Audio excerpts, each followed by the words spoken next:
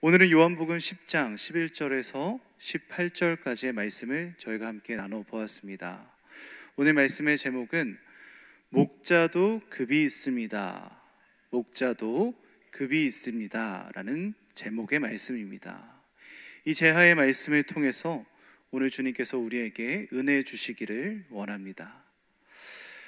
여러분, 요한복음을 우리가 읽어보면 예수님께서 자기 자신을 소개하시는 아주 독특하고 특별한 표현이 있음을 발견할 수 있습니다. 원어로 하면 이것을 에고 에이미라고 할 수 있는데요, 나는 무엇이다, 나는 무엇이다 라는 뜻입니다. 에고 에이미. 이 표현은 요한복음에만 나오는 아주 특수한 표현이죠. 우리가 요한복음을 읽다 보면 이 에고 에이미를 발견할 수 있는데 우리가 많이 들어왔을 겁니다. 어떤 것이 있습니까? 나는 생명의 떡이다, 나는 세상의 빛이다, 나는 양의 문이다, 나는 길과 진리와 생명이다, 나는 부활이요 생명이다, 나는 참 포도나무다 라고 그렇게 예수님이 자기 자신을 소개하신 거예요. 오늘은 이 에고 에이미 중에 하나로서 나는 선한 목자다라고 우리에게 자신을 소개하신 예수님에 대해서 함께 살펴보고자 합니다. 그렇다면 오늘 우리는 예수님께서 왜 자신을 목자라고 소개를 하셨고 또 특별히 선한 목자라고 소개하신 이유는 무엇이며 이 선한 목자가 우리의 신앙과 삶에 어떠한 의미로 다가올 수 있는지에 대해서 같이 한번 살펴보았으면 좋겠습니다. 그럼 첫 단계로 한번 들어가 보실까요? 여러분, 목자는 무엇입니까? 목자. 당시 이스라엘 백성들은 기본적으로 유목민이었다라고 볼 수 있습니다. 그렇지 않습니까? 성경을 우리가 잘 살펴보면 예로부터 이스라엘은 유목민적 생활을 굉장히 많이 해왔습니다. 특별히 많은 시간을 광야에서 보내며 유목민의 생활을 해왔지요. 그렇기 때문에 유목민의 생활을 했던 이스라엘 백성들은 기본적으로 유목민의 DNA가 있다라고 우리가 생각할 수 있지 않겠습니까? 이런 유목민의 삶을 생각해 보면 어떠한 삶이었습니까? 이동의 삶이었습니다. 한 곳에 오래 머무르는 것이 아니라 계속 지속적으로 이동하는 삶이 유목민의 삶이었어요. 그렇기 때문에 이런 유목민에게는 무엇이 필요하겠습니까? 무거운 짐이, 무거운 물건이 필요하겠습니까? 그렇지 않겠죠. 함께 이동하면서 먹고 살 수 있는 것들이 필요했을 거예요. 그러니까 가축이 필요할 수밖에 없었을 겁니다. 가축은 같이 이동할 수 있고요, 같이 이동해서 같이 살 수 있고요, 그렇게 같이 살면서 백성들에게, 나에게, 우리에게 먹을 것과 음료를 제공하기 때문이죠. 가축은 이렇게 식자재로서도 사용이 되기도 했지만 무엇보다 그들은 무엇을 드리는 민족이었습니까? 제사를 드리는 민족이었죠. 제사에는 필연적으로 필요한 것들이 있습니다. 바로 자기를 대신해서 피를 흘려 죽을 동물들, 제물들이 필요했어요. 이런 제사에 필요한 동물들이 여러 가지가 있죠. 소도 있고요, 비둘기도 있지만 대표적으로 이스라엘 백성들에게 가장 일반적이고 보편적인 동물은 바로 무엇이었습니까? 양이었습니다. 우리가 구약의 말씀을 한번 잘 기억해 보시죠. 하나님께서 아브라함에게 이삭을 바치라고 하셨을 때 그 이삭 대신 드릴 수 있는 동물을 준비해 주셨어요. 그것이 무엇이었습니까? 그 동물도 양이었습니다. 그만큼 이스라엘 백성들에게 이 양이라고 하는 동물 자체가 굉장히 대표적인 동물이었고요, 더군다나 가장 보편적이고 가장 많이 키웠던 동물이었다라는 것을 우리가 기억할 수 있는 거예요. 이스라엘 백성에게 이 양은 가장 많이 존재하고 많이 키우고 보편적인 동물이었습니다. 그렇다면 여러분, 자연스럽게 이런 많은 양을 보살피기 위해서 필연적으로 목자가 동일하게 필요했을 겁니다. 그렇겠죠? 양이 많은 만큼 그 양들을 보살필 목자가 필요했다는 거예요. 그렇다면 여러분, 이 목자는 과연 어떠한 일을 했겠습니까?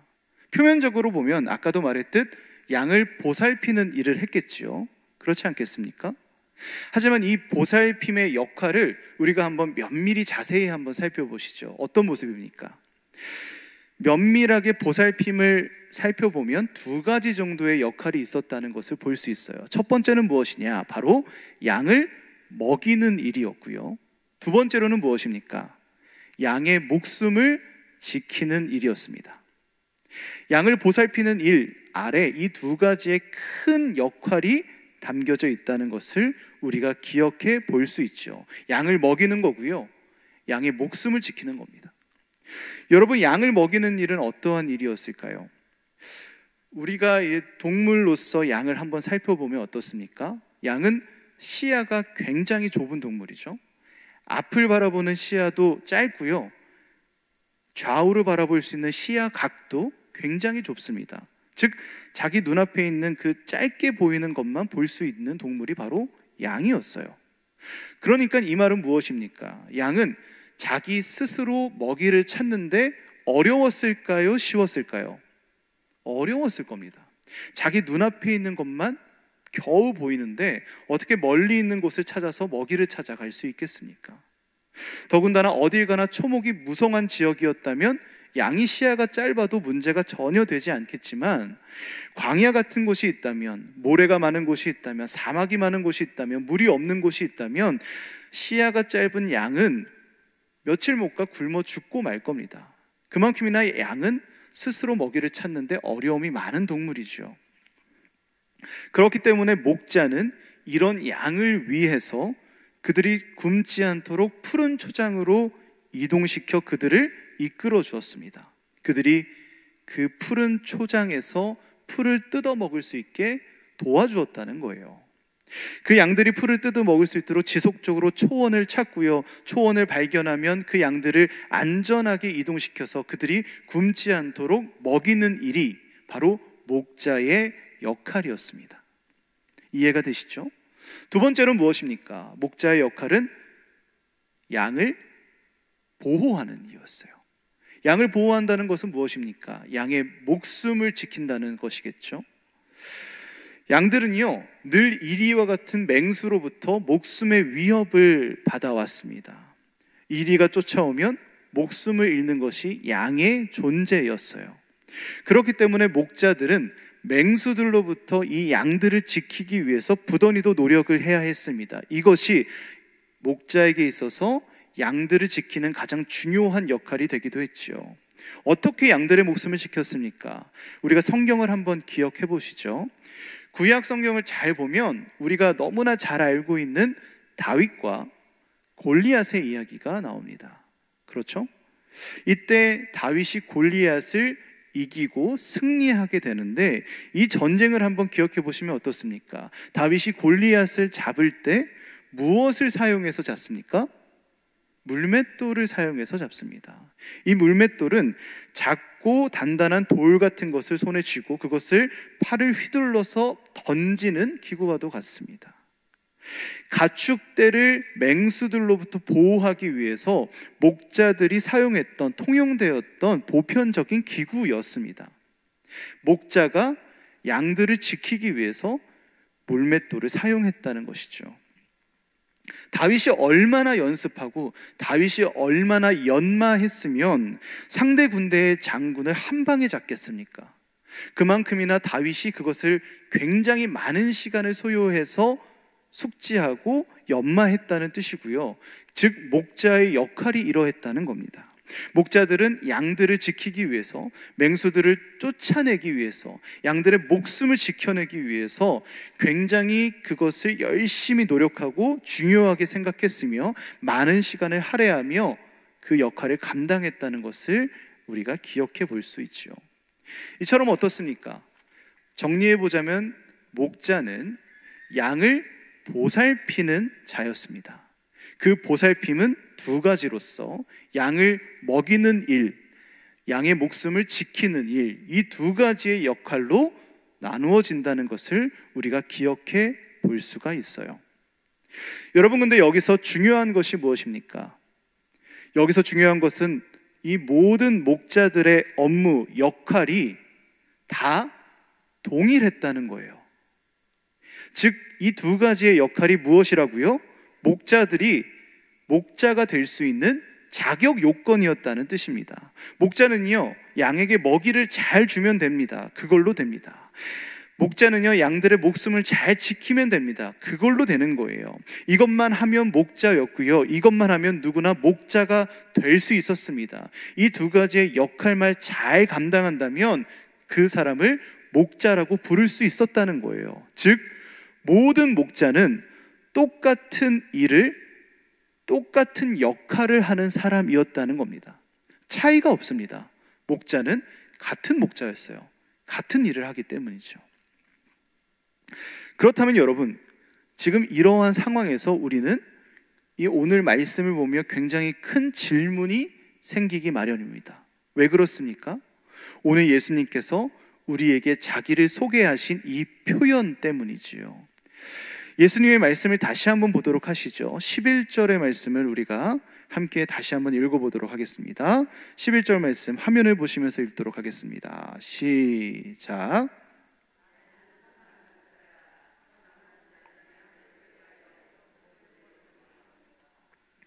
우리가 여러 번 말했지만 지금 예수님께서 자신을 무엇이라고 소개하셨습니까? 선한 목자라고 하셨어요. 그냥 목자가 아니라 선한 목자라고 하셨습니다.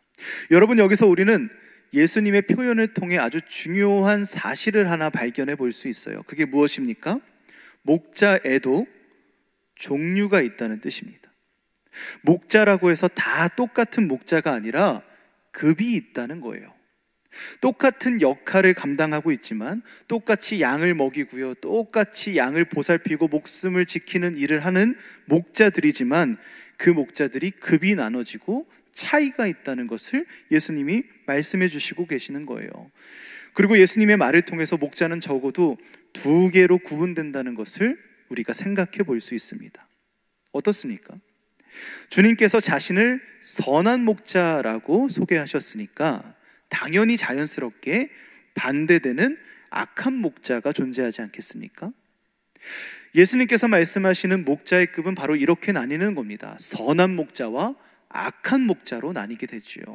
특히나 이 악한 목자는 예수님께서 아주 부정적으로 비판하고 계시는데 그를 목자라고 할 수도 없다라고 할 정도로 그를 부정하게 이야기하십니다. 그렇다면 우리는 여기서 이 동일한 역할을 하는 목자가 두 개로 나눠진다는 사실, 그리고 이 목자가 두 개로 나눠지는 기준이 무엇인지, 과연 무엇으로 인해 이 두 개의 목자가 나눠지게 되는지를 살펴보는 것이 중요하겠지요. 이것을 살펴보는 것이 우리가 오늘 신앙의 방향과 믿음의 태도를 결정하는 데 아주 중요한 요소가 될 것입니다. 과연 어떤 것으로 인해서 목자는 나눠지게 될까요? 어떠한 기준으로 인해 이 목자는 급이 나눠지게 되겠습니까? 한번 말씀을 같이 한번 보도록 하시죠. 오늘 우리가 읽었던 말씀 중 12절과 13절 두 절의 말씀을 함께 읽어보도록 하겠습니다. 여러분들 목소리로 함께 읽겠습니다. 시작.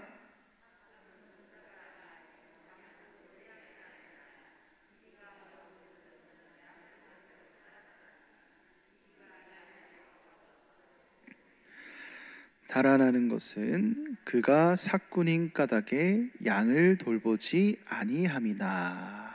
아멘. 여기서 보면 우리가 이 선한 목자와 악한 목자를 판가름할 수 있는 아주 중요한 기준을 발견하게 됩니다. 예수님께서 악한 목자를 지금 무엇이라고 표현하고 계십니까?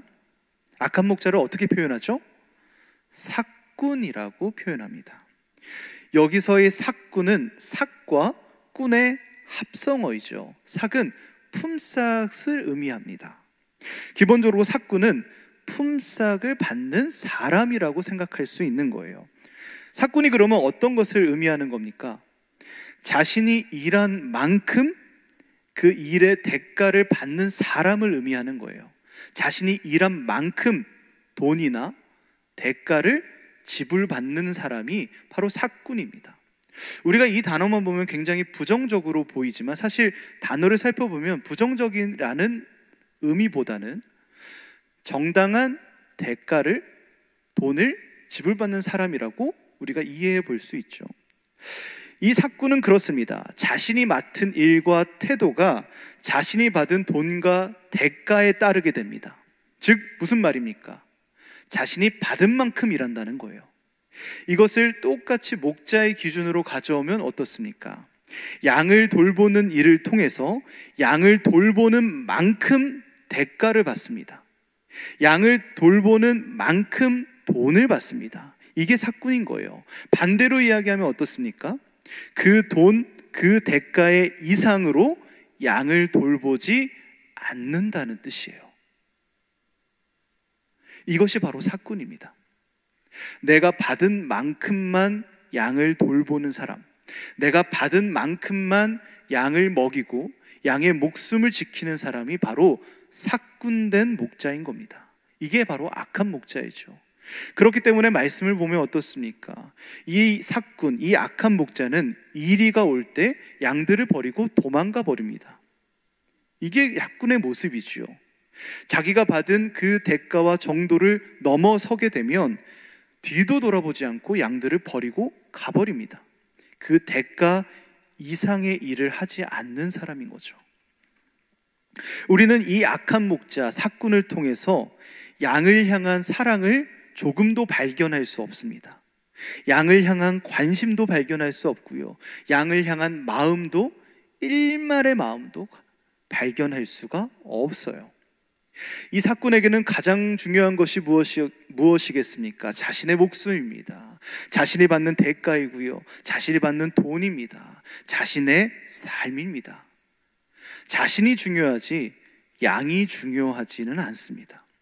목자로서 살아갑니다. 목자의 신분으로 살아갑니다. 목자라고 불립니다. 하지만 목자로서 살아가는 이 사람이 가장 중요한 것이 자신에게 있다는 것이죠. 자신이 받는 대가에 있다는 겁니다. 그 마음의 중심에 양은 없고요, 자신만이 있습니다. 자신이 받는 돈만이 있습니다. 그 대가만이 있는 거예요. 그 품삯대로 살아가고 움직이고 행동하고 살아가는 사람이 바로 사꾼 목자입니다. 하지만 여러분, 오늘 예수님께서는 자신을 무엇이라고 소개하셨습니까? 사꾼도 아니요, 악한 목자도 아니요, 바로 선한 목자라고 자신을 소개하셨습니다. 그렇다면 선한 목자는 어떠한 자들이겠습니까? 말씀을 다시 한번 읽어보겠습니다. 14절부터 15절까지의 말씀을 함께 한번 읽어보시죠. 읽어보겠습니다. 시작.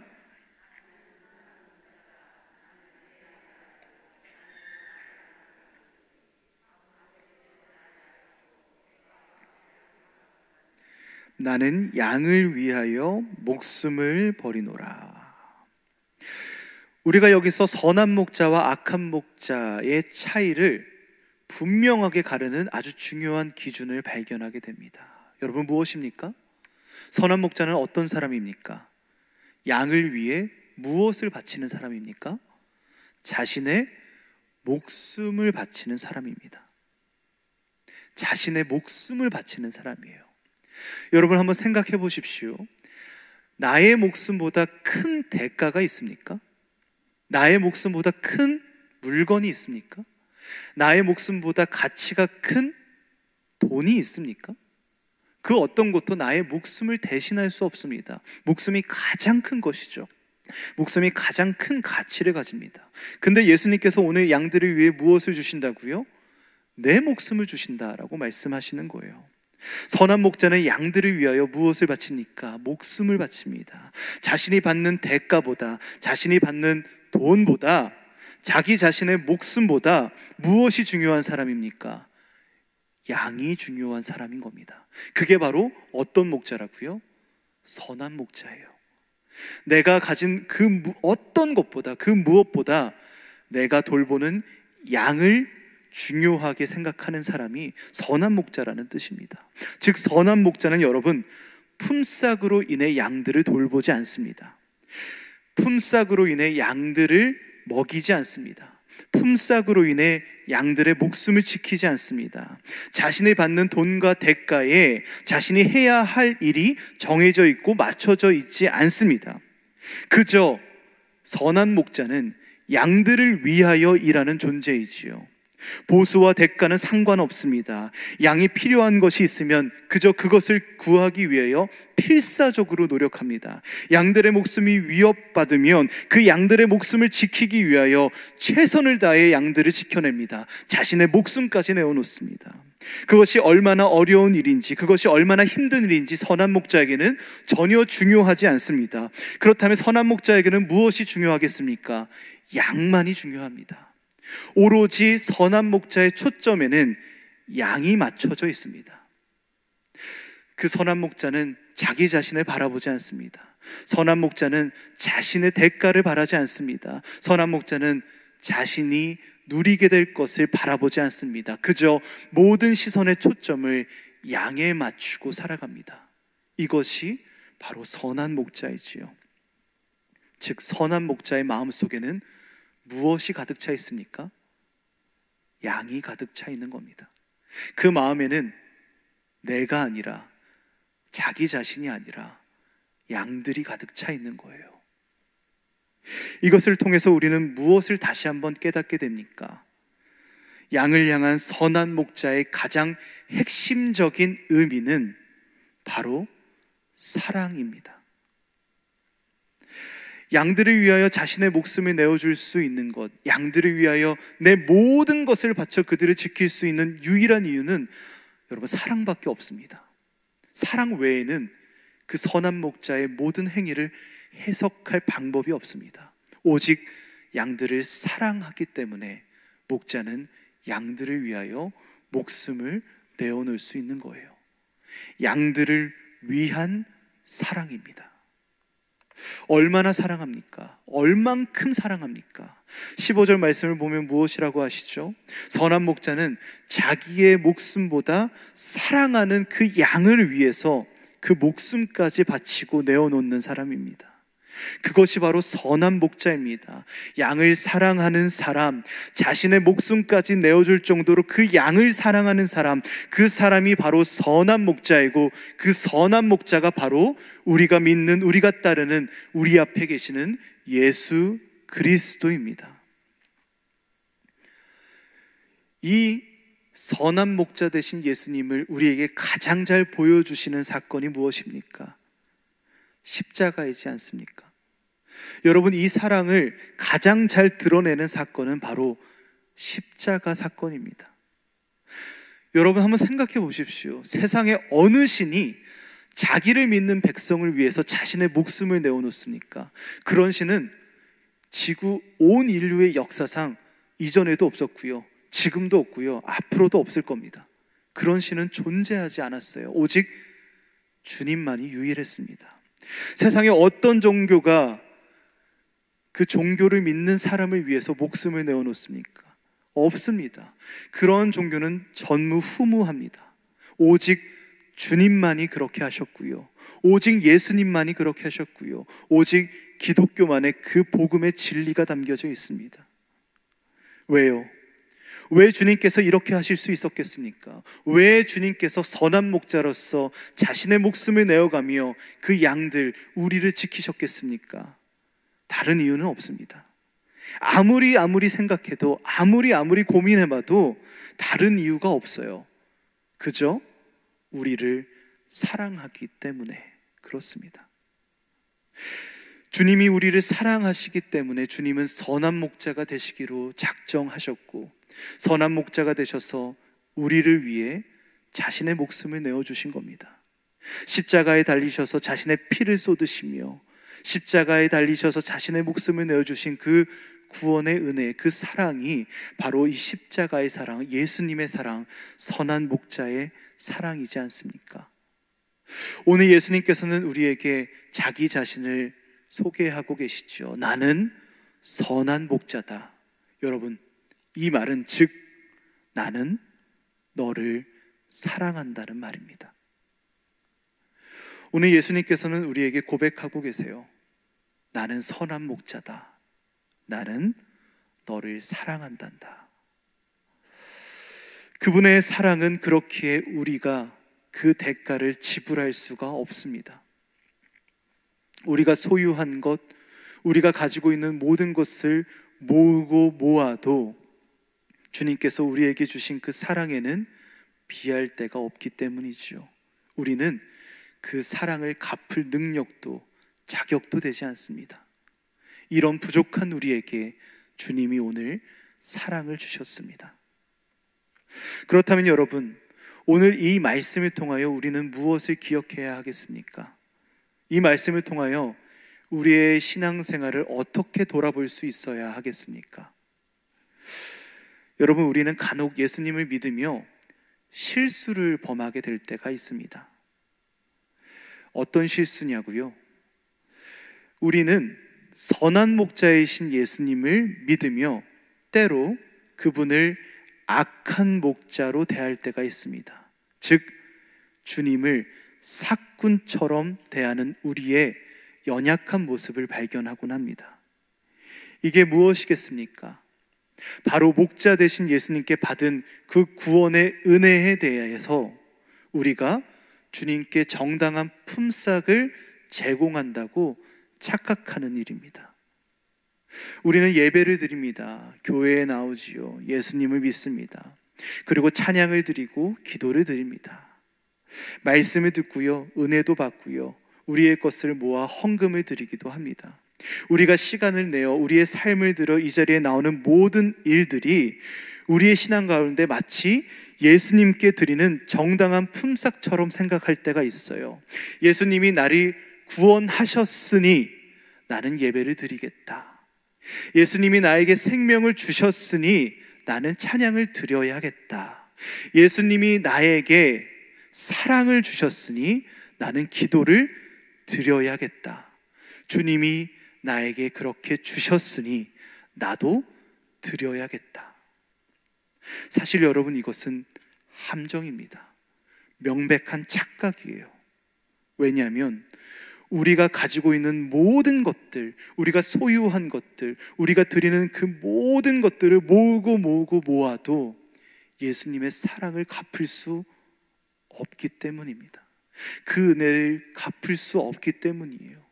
주님의 그 구원과 생명에 우리의 모든 것을 모아도 먼지만큼 작은 보잘것없는 것이기 때문입니다.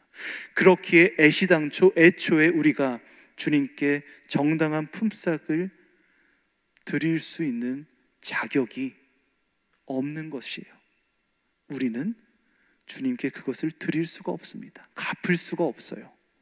더군다나 주님은 우리를 구원하시며 정당한 품삯을 계산하지도 않으셨습니다. 애초에 그 품삯을 받고자 하지도 않으셨어요. 그저 우리를 사랑하시기에 우리에게 그저 당신의 목숨을 내어주신 겁니다. 우리를 사랑하시기에 주신 거예요. 그렇게 우리가 이 값을 어찌 매길 수 있겠습니까? 우리가 이것을 어찌 갚을 수 있겠습니까?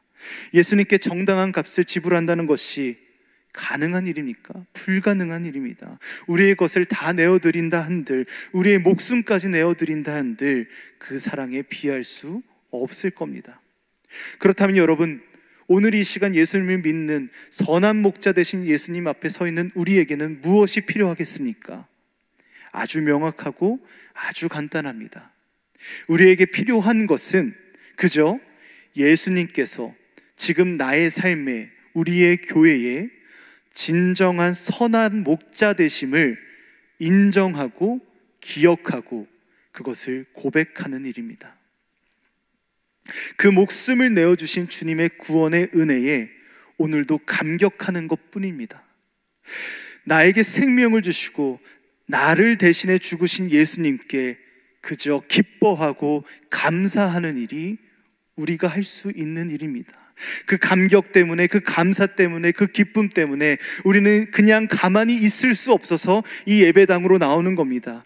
구원을 고백할 수밖에 없어서 예배 드리는 거예요. 우리가 주님께 감사할 수밖에 없어서 찬양을 드리는 겁니다. 우리가 그 감격에 가만히 있을 수 없어서 주님께 기도 드리는 거예요. 구원의 은혜를 아는 자들은, 그 구원의 크기를 아는 자들은, 선한 목자 되신 예수님의 그 은혜를 진정으로 깨닫고 고백하는 그 믿음의 자녀들은, 그 양된 자들은 그 믿음으로써 주님께 나와 예배드리고 찬양하며 기도하는 겁니다. 정당한 풋삭을 제공하는 것이 아닌 감격과 감사로 살아가는 거예요. 이게 진정한 백성된 자의 모습이며 이것이 양의 모습이지 않겠습니까? 우리는 예배 드릴 수밖에 없습니다.